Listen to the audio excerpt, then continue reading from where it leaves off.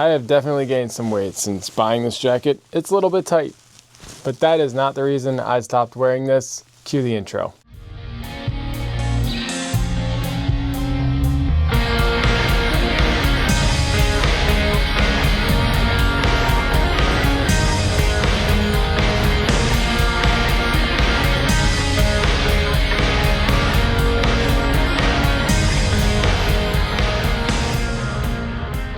So when I first got this jacket, I was really excited about it, and I still think it's a good value for its price point. For about 175 bucks, you get a full set of D3O level 1 armor, which is a good value in itself. But after I had my crash, I really started looking more at the materials that different jackets are made out of, and this one just didn't quite make the cut for me. So if you look at this, this is all a mesh jacket, which flows air really nicely. And again, I still like the look of this jacket. No complaints there. But this mesh, I can't get any information on it. They call it an iron weave mesh, and I've looked into what that means, what it's made out of. I've even reached out to ICON in the past, and I cannot get a straight answer on what this is made out of. And when I bought this, I don't think this even had a CE rating yet. I think they did update that. Now I'm pretty sure it meets the standards of CE single A, which I don't prefer anyway. If I'm wearing a jacket, I want it to be at least double A, and I want it to have nice materials. Now, that is basically the biggest red flag to me with this jacket, is that I can't get information on what this is made out of. Does it feel more durable than like a gym short? Yeah. Definitely. It feels much more durable than a standard polyester you'd get from like a Nike short or something like that. But I don't like not having that transparency. The other thing is you'll see that the reinforcements on the elbow and shoulder, this is missing a little bit going down the shoulder here, just on the top and the collar here, which looks really nice. But functionally, I'd like to see a little bit more come down the side here. This is also only 300D nylon reinforcement. So it's not Cordura. They don't really tell you. I guess it's a proprietary material. Does it feel tough?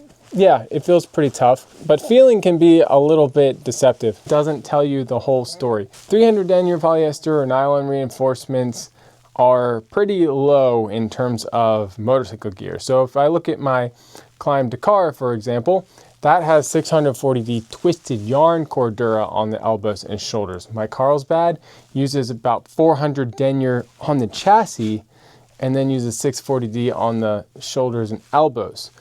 My Baja, the minimum is 750D Cordura, and then you have 1000D carbonate micromesh reinforcements and super fabric. So pretty much these reinforcements on the shoulders and elbows of this jacket, where the high abrasion zones are lower than the denier and the material grade on just the chassis, the non-abrasion zones in my Klim jackets.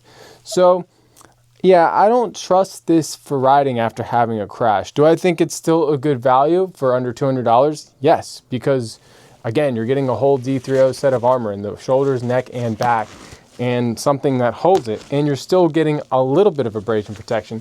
Now, I think this is a fair value. However, after wrecking, it just shook me up.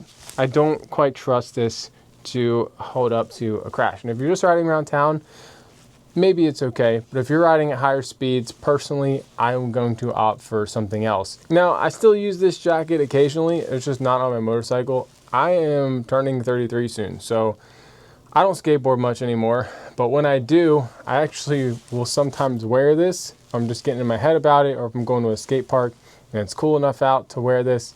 Again, I don't skateboard that much anymore. A couple years ago, I got back into it, fell on my arm, and couldn't bend my elbow for like 2 weeks. And that was pretty much a wake-up call for me. I was also at my heaviest though. Well, let's see if I ever get back into skateboarding. But long story short, I do think this is a great option if you're doing other action sports and you just want something. It's gonna get a little bit hot in the summer for sure. It's not meant for those high endurance activities like mountain biking and skateboarding if it's like the peak of summer. But if it's a little bit cooler out and you're a beginner, or you're just getting back into a sport and you're a little bit unsteady on your feet, this could be a really good option to just help make those falls a little bit more forgiving until you learn how to take them again. So yeah, if I'm going out and I want a longboard, I would probably still wear this jacket. But for motorcycles and knowing how violent those impacts and falls could be, I'm personally going to opt for something a little bit nicer. So that's just my opinion. Again, good value for the money, but from what I've seen, what I've experienced, and what I've heard in the industry of different stories of different falls and how materials will hold up, I personally want to opt for something a little bit nicer. So I hope this helps you in your motorcycle jacket buying process. If you enjoyed this content, please hit the like and subscribe button. Any questions or concerns, leave them in the comments below. I always try to get back to people. That's all I wanted to share today. Thank you for watching. See you next week.